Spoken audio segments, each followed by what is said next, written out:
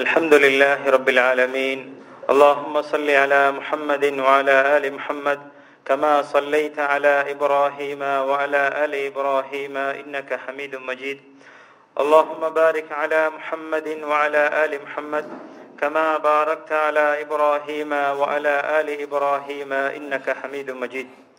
அன்பார்ந்த இஸ்லாமிய சகோதரர்களே, ஹிஜ்ரி வருடம் 1440 ஜமாதுல் ஆஹிரா மாதம் 10ஆம் திகதி புனித மஸ்ஜிது நபவியிலே இமாம் ஷேக் அப்துல் பாரி அஸ்-சுபைத்தி அவர்கள் மஸ்ஜித் பள்ளி வாயில்களின் முக்கியத்துவம் என்ற தலைப்பிலே உரையாற்றினார்கள். ஆரம்பமாக அல்லாஹை புகழ்ந்து நபியின் மீது ஸலவாத்தும் சலாமும் கூறியவர்களாக வருகை தந்திருக்கக்கூடிய மக்களுக்கெல்லாம், அல்லாஹ்வின் நல்லடியார்களே, அல்லாஹ்வை அஞ்சி பயந்து நடந்து கொள்ளுங்கள்.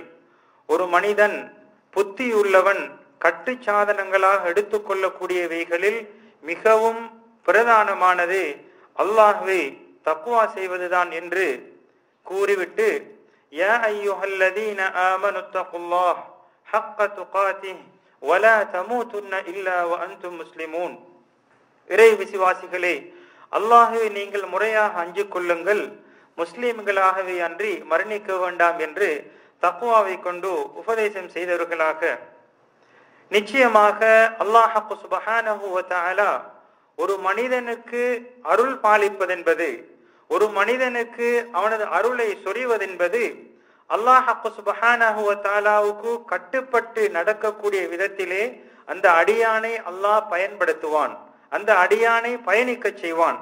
அதே போன்று அல்லாஹ்வை வணங்குவதற்கான, வணக்க வழிபாடுகளில் ஈடுபடுவதற்கான எல்லா விதமான வழிமுறைகளையும் அல்லாஹ் இலகுபடுத்தி கொடுப்பான்.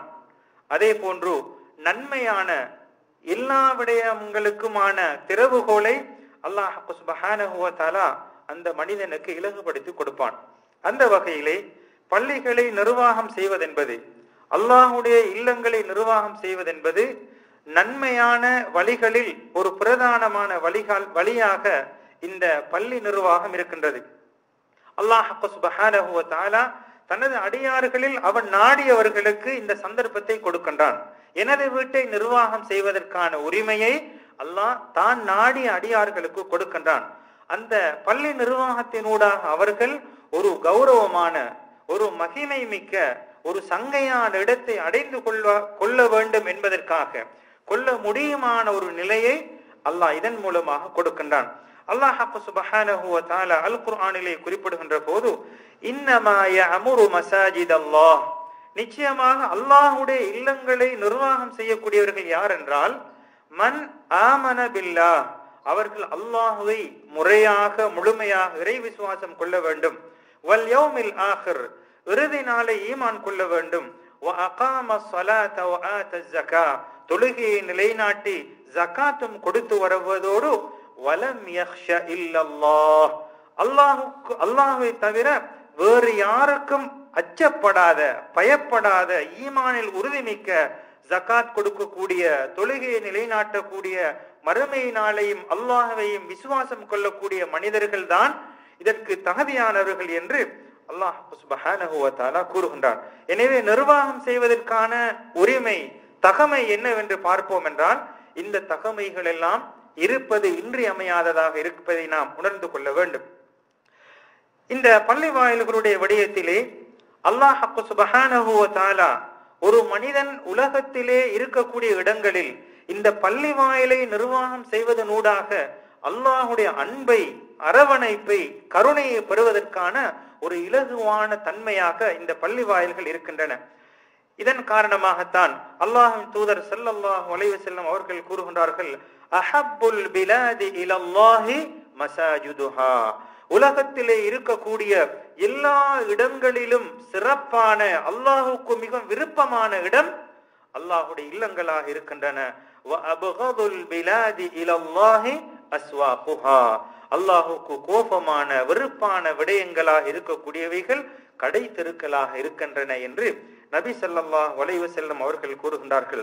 அன்பார்ந்த இஸ்லாமிய சகோதரர்களே, இந்த பள்ளி வாயிலுக்கு இவ்வளவு முக்கியத்துவம் இருப்பதற்கான காரணம் என்னவென்றால், உலகத்திலே இருக்கக்கூடிய எல்லா இடங்களிலும் அதி முக்கியத்துவம் வாய்ந்த சிறப்பான இடம் பள்ளிவாயல். காரணம், அங்கே அல்லாஹ் நினைவூட்டப்படுகின்றான். அல்லாஹுடைய போதனைகள், அல்லாஹுடைய வல்லமைகள், அல்லாஹுடைய மகிமைகள் எல்லாம் கூறப்படுகின்றன.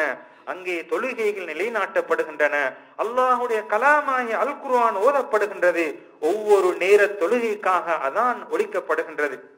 அது மாத்திரமல்ல, அங்கே அறிவு கூடங்கள், மார்க்க வகுப்புகள், இந்த அல்லாஹுடைய ஏகத்துவத்தை உயர்படுத்துவதற்காக உயர்ந்த நிலைக்கு கொண்டு செல்வதற்கான அறிவியல் வகுப்புகள் எல்லாம் அந்த பள்ளி வாயில்களில் நடைபெறுகின்றன. அறிவியல் ஒளி விளக்குகள் எல்லாம் அங்கே ஊட்டப்படுகின்றன. அங்கே முஸ்லிம்கள் எல்லாம் ஒன்று சேர்கின்றார்கள். மார்க்க விடயங்களை கலந்தாலோசித்து படித்துக் கொள்கின்றார்கள். அவர்களுடைய உள்ளம் தூய்மை பெறுகின்றது. பள்ளிக்கு வெளியிலே இருக்கின்ற போது, எப்பேற்பட்ட நிலையில் இருந்தாலும் அல்லாஹுடைய வீட்டினுள் வருகின்ற போது உள்ளம் அமைதி பெறுகின்றது, உள்ளம் தூய்மை பெறுகின்றது.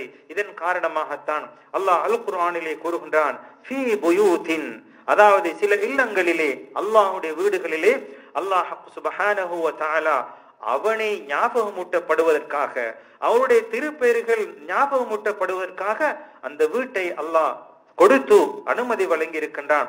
காலை மாலையிலே மக்கள் அங்கே திக்ர் செய்கின்றார்கள், அல்லாஹ்வை தஸ்பீஹ் செய்கின்றார்கள். ஆனால் அவர்களுடைய வியாபாரங்கள், அவர்களுடைய இன்னொரு உலக விடயங்கள் எல்லாம் அல்லாஹ்வை நினைவு கூறுவதை விட்டும், தொழுகையை நிலைநாட்டுவதை விட்டும், ஜகாத்தை கொடுப்பதை விட்டும் ஒரு நாளும் அவர்கள் பராமுகமாக இருக்கக்கூடிய நிலையை அவர்களுக்கு கொடுக்க மாட்டாது.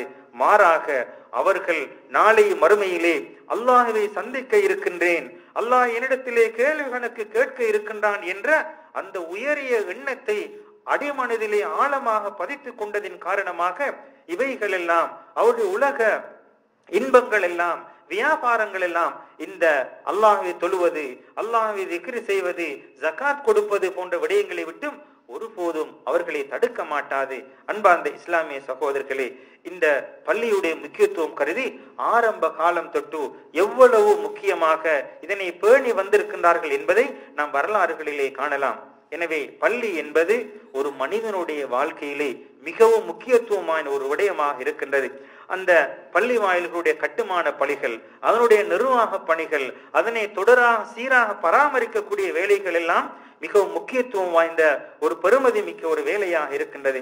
அல்லாஹ்வின் தூதர் ஸல்லல்லாஹு அலைஹி வஸல்லம் அன்னவர்கள் மக்காவை விட்டு மதீனாவுக்கு ஹிஜ்ரத் வருகை தந்தவுடன் முதலாவதாக ஒரு பள்ளி வாயில் இருப்பது எந்த அளவுக்கு முக்கியத்துவம் என்பதை மஸ்ஜிது குபா, அதனை தொடர்ந்து மஸ்ஜிது நபவி, இது போன்ற பள்ளிகளை நிர்மாணித்து அதனை நிர்வாகம் செய்து உலக மக்களுக்கு ஒளி விளக்காக ஆக்கியதை நாம் நபியுடைய வரலாறுகளே காணலாம்.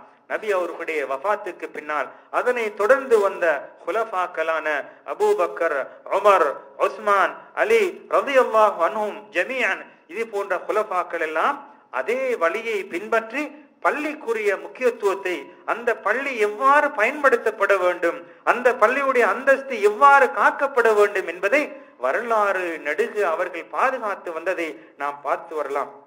அன்பார்ந்த இஸ்லாமிய சகோதரர்களே, அதே போன்றுதான் இந்த அல்லாஹ்வுடைய வீட்டுக்காக ஒரு கால் நடை, அதாவது நடந்து செல்வது, ஒரு எட்டை எடுத்து வைப்பது என்பது மிகவும் பெருமதியான நன்மைகளை ஈட்டி தரக்கூடிய விடயமாக இருக்கின்றன. அமைதியாக கௌரவமாக அல்லாஹ்வுடைய வீட்டை சந்தித்து அல்லாஹ்வுடைய வீட்டுக்கு சென்று அவனை நினைவு கூற வேண்டும், அவனை தொழ வேண்டும், குர்ஆனை ஓத வேண்டும், திக்ர் செய்ய வேண்டும் என்ற பல எண்ணங்களை சுமந்து செல்லக்கூடிய மனிதனுடைய ஒவ்வொரு கால் எட்டுக்களுக்கும் அல்லாஹ் சுப்ஹானஹு வ தஆலா பெருமதியான நன்மைகளை வைத்திருக்கின்றான். அந்த ஒரு மனிதனுடைய கால் பாதங்கள் ஒவ்வொரு எட்டை வைக்கின்ற போது எவ்வளவு சிறப்புக்குரியதாக இருக்கின்றது, எவ்வளவு மகிமைக்குரியதாக இருக்கின்றது என்பதை நபி ஸல்லல்லாஹு அலைஹி வஸல்லம் அவர்கள் பல இடங்களில் நமக்கு கூறியிருக்கின்றார்கள். ஒவ்வொரு அடி எட்டு வைக்கின்ற போது அந்த மனிதனுடைய பாவங்கள் மன்னிக்கப்படுகின்றன, அவனுடைய அந்தஸ்துக்கள் உயர்த்தப்படுகின்றன. ஒரு மனிதனுடைய வீடு பள்ளியை விட்டு தூரமாகின்ற போது அவன் எவ்வளவு தூரமாக நடந்து வருகின்றானோ அந்த அளவுக்கு அவனுடைய நன்மையை பெற்றுக் கொள்ளக்கூடிய சந்தர்ப்பங்கள் அவனுக்கு அதிகமாக இருக்கின்றன. அன்பார்ந்தவர்களே, எனவே பள்ளிக்கு நடந்து செல்லக்கூடிய ஒவ்வொரு எட்டுக்களும் உங்களுக்கு தர்மமாக, சதக்காவாக இருக்கின்றது. எனவே இந்த எட்டுக்களை வைப்பதில், இந்த பாதத்தின் மூலமாக நடந்து செல்வதை நீங்கள் ஒருபோதும் சோம்பேறியாக இருந்துவிட வேண்டாம், அல்லது நீங்கள் அதில் நம்பிக்கை இழந்துவிட வேண்டாம். ஏனென்றால் அல்லாஹ் சுப்ஹானஹு வ தஆலா இதற்காக பல கூலிகளை தருவதற்காக காத்து கொண்டிருக்கின்றான். நபி அவர்கள் கூறுகின்றார்கள், மன் கதா இலல் மஸ்ஜிதி, ஒரு மனிதன் பள்ளிக்கு நடந்து செல்கின்ற போது அல்லாஹ் சுப்ஹானஹு வ தஆலா சுவர்க்கத்திலே அவனுக்கென ஒரு இடத்தை அல்லாஹ் ஏற்பாடு செய்து வைத்திருக்கின்றான். தனது வீட்டுக்கு வருகின்ற மனிதனுக்கு, தனது வீட்டுக்கு வரக்கூடிய நல்லடியார்களுக்கு அல்லாஹ் சுவர்க்கத்திலே ஒரு இடத்தை ஏற்பாடு செய்து வைத்திருக்கின்றான். அன்பார்ந்தவர்களே, அங்கே பள்ளியிலே நாம் பார்க்கின்ற போது அங்கே அணி அணியாக அணிவகுத்து நிற்பார்கள். அங்கே ஏழை பணக்காரன் என்ற வேறுபாடு கிடையாது. அங்கே பணக்காரனுக்கு பக்கத்திலே ஏழை தோளோடு தோள் நின்று காலோடு கால் சேர்த்து சமமாக நிற்கக்கூடிய எத்தனையோ காட்சிகளை நாம் பார்த்து கொண்டிருக்கிறோம். இவைகள் எல்லாம் எதற்காக நமக்கு கொடுக்கப்பட்டுள்ளதென்றால், உண்மையான சகோதரத்துவம், உண்மையான சமத்துவம், ஒருவருக்கொருவர் எவ்வாறு ஒற்றுமையாக இருக்க வேண்டும் என்பதை ஒவ்வொரு மனிதனும் 5 நேர தொழுகையிலே ஜமாஅத்துடன் தொழுகின்ற போது அவன் இந்த உண்மையான நோக்கத்தை, உயரிய எண்ணத்தை படித்துக் கொள்வதற்கான அருமையான சந்தர்ப்பங்களை இது போன்ற தொழுகையில் நமக்கு வழிகாட்டி கொண்டே இருக்கின்றன. அன்பார்ந்த இஸ்லாமிய சகோதரர்களே, பள்ளி வாயிலுக்கு செல்வோம் என்றால் அங்கே முஸ்லீம்களை நாம் சந்திக்கின்றோம். அங்கே ஒருவருக்கொருவர் கையிலாக கொடுத்து முசாஃபஹா செய்கின்றோம். அவர்களுடைய உள்ளங்கள் அதாவது ஒன்றோடொன்று சேர்கின்றன. தனது உடல்கள் இன்னொருவருடன் சேர்ந்து நடக்கின்ற போது உள்ளங்கள் அன்பை வளர்த்து கொள்கின்றன. அவர்களுடைய குரோத தன்மைகளை அங்கே விட்டளிக்கக்கூடிய பல சந்தர்ப்பங்களை இது போன்று சேர்ந்து நிற்கின்ற போது அல்லாஹ் சுப்ஹானஹு வ தஆலா இதனூடாக அன்பையும் பரஸ்பரத்தையும் அரவணைப்பையும் அந்த சகோதரர்களுக்கு மத்தியிலே அல்லாஹ் ஏற்கின்றான். அதே நேரத்திலே இவ்வாறாக நாம் சஃபிலே தொழுகையிலே நிற்கின்ற போது சமூகம் சார்ந்த பிரிவினைகள் எல்லாம் இல்லாமல் ஆக்கப்பட்டு அவர்களுக்கு மத்தியிலே ஒற்றுமை வளர்க்கப்படக்கூடிய சந்தர்ப்பத்தை பார்க்கின்றோம். அதே போன்று இஸ்லாமிய உறவுகள் எல்லாம் தொழுகையிலே இவ்வாறு ஒவ்வொரு நாளும் சந்திக்கின்ற போது இஸ்லாமிய உறவுகள் அவர்களுக்கு மத்தியில் உள்ள பரஸ்பர உறவாடல்கள் எல்லாம் உறுதி அடைவதை நாம் பார்க்கின்றோம். எனவே அல்லாஹ் சுப்ஹானஹு வ தஆலா எப்பேற்பட்ட சிறப்பான ஒரு நிலையை இந்த தொழுகையினூடாக நமக்கு வைத்திருக்கின்றான் என்பதை நாம் சிந்தித்து அந்த நன்மைகளை எல்லாம் அடைந்து கொள்வதற்கு நாம் ஒவ்வொருவரும் முயற்சிக்க வேண்டும். அன்பார்ந்த இஸ்லாமிய சகோதரர்களே, பள்ளி என்பது அங்கே சகோதரர்கள் சந்திக்கக்கூடிய இடம், அண்டை வீட்டினர்கள் சந்திக்கக்கூடிய இடம். அங்கே ஒரு ஏழை வருவான், பிறரிடத்திலே உதவியை வேண்டுவான். ஒரு ஏழை வருகின்ற போது உதவி செய்யக்கூடிய மக்கள் அதனை அறிந்து உதவி செய்யக்கூடிய சந்தர்ப்பங்கள். அதே போன்று நோய்வாய்ப்பட்ட ஒரு மனிதன் பள்ளிக்கு வருகின்ற போது ஆறுதல் சொல்லக்கூடிய ஒரு சந்தர்ப்பம். அதே போன்று ஒரு நோயாளிக்கு பிற சகோதரர்கள் சேர்ந்து அவனுடைய நோய்க்கு ஆறுதல் கூறுகின்ற போது அவனுடைய மனதிலே இருக்கக்கூடிய கவலைகள், துன்பங்கள், துயரங்கள் இலகுவாகக்கூடிய எத்தனையோ சந்தர்ப்பங்கள். அங்கே தந்தையை இழந்த எத்தனையோ அனாதை குழந்தைகள் வரலாம். அவர்களுடைய தலையை தடவி அவர்களை அரவணைக்கக்கூடிய சந்தர்ப்பங்கள். இவ்வாறாக எத்தனையோ சந்தர்ப்பங்களை, நன்மையான விடயங்களை பள்ளிகளிலே நாம் பெற்றுக்கொள்ளக்கூடிய சந்தர்ப்பங்களாக நாம் அடைந்து கொள்ளலாம். அன்பார்ந்தவர்களே, அதே போன்றுதான் பள்ளி வாயில் என்று வந்துவிட்டால், அல்லாஹ்வுடைய இல்லம் என்று வந்துவிட்டால், இஸ்லாமிய சமுதாயம் அனைவருமாக ஒன்று சேர்ந்து அதற்கு உதவி செய்யக்கூடிய பண்பாடுகளை நாம் அன்று தொட்டு இன்று வரை நாம் பார்த்து வருகிறோம். பள்ளி என்று வந்துவிட்டால் அவர்களால் இயலுமான பொருளாதார, உடல் ரீதியான, சிந்தனை ரீதியான எல்லா உதவிகளையும் செய்வதற்கு முஸ்லிம்கள் தொடராக முயற்சி செய்து கொண்டிருப்பதை நாம் பார்த்து வருகின்றோம். அன்பார்ந்தவர்களே, அதே போன்று பள்ளியிலே நாம் பார்க்கின்றோம், தொழுகையை நிறைவேற்றப்படுகின்ற போது அங்கே ஒரு குறிப்பிட்ட எண்ணிக்கையை கொண்ட தொழுகைகள், அங்கே தொழக்கூடிய அசைவுகளை பார்ப்போம் என்றால் எல்லா அசைவுகளும் ஒரு குறிப்பிட்ட நிலையிலே அமையப்பெற்ற அசைவுகளாக இருக்கின்றன. சொல்லக்கூடிய வார்த்தைகளை எடுத்துக்கொண்டால் அறியப்பட்ட சில வார்த்தைகளை தான் அனைவரும் கூறுவார்கள். அனைவரும் சஃபிலே நிற்கின்ற போது ஒரே திசையை பார்த்து ஒரே அணியிலே நிற்கக்கூடிய காட்சி. இமாம் அவர்கள் ருக்கு செய்துவிட்டால் அனைவரும் சேர்ந்து ருக்கு செய்வார்கள். இமாம் அவர்கள் சுஜூது செய்துவிட்டால் அனைவரும் சேர்ந்து சுஜூது செய்வார்கள். அங்கே யாரும் ஒரு சொல்லால் இமாமை முந்த மாட்டார்கள், செயலால் இமாமை முந்த மாட்டார்கள். அந்த அளவுக்கு ஒரு கட்டுக்கோப்பான, ஒரு உயரிய சமூகத்தை, ஒரு நேரான வழியை காட்டக்கூடிய ஒரு நிலையை நாம் பள்ளி வாயில்களே கண்டு கொண்டிருக்கின்றோம். எனவே அன்பார்ந்த இஸ்லாமிய சகோதரர்களே, பள்ளி வாயில்களை நிர்வாகம் செய்கின்ற போது அங்கே கட்டிடங்களை கட்டுவது மாத்திரமல்ல, அங்கே கட்டிடங்களை கட்டி நிர்வாகம் செய்வது மாத்திரமல்ல, ஈமானிய உயிரோட்டம், உள்ளங்களிலே ஊற்றெடுப்பதற்கான ஈமானிய உறுதி உள்ளங்களிலே உறுதிப்படக்கூடிய உறுதியாக ஆழமாக பதிய வேண்டிய எல்லா விதமான நிலைகளையும் ஏற்படுத்த வேண்டிய பொறுப்பு அந்த பள்ளியை நிர்வாகம் செய்யக்கூடிய நிர்வாகிகளுக்கு இருக்கின்றது என்பதை நிர்வாகிகள் அவர்கள் தாமாக உணர்ந்து அதற்கான முயற்சிகளை செய்வதற்கு முயற்சிக்க வேண்டும். அன்பார்ந்த இஸ்லாமிய சகோதரர்களே, எனவே அல்லாஹுடைய இல்லம் என்பது நமது வாழ்விலே ஒரு முக்கியமான இடமாக இருக்கின்றது.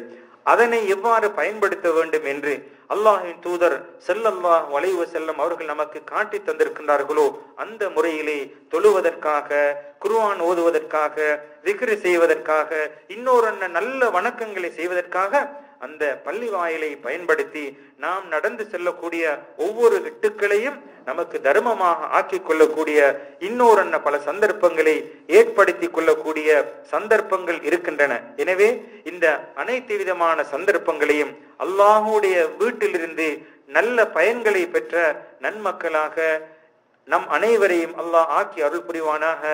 ஆமீன். வ ஆகிரு தஅவானா அனில் ஹம்துலில்லாஹி ரப்பில் ஆலமீன்.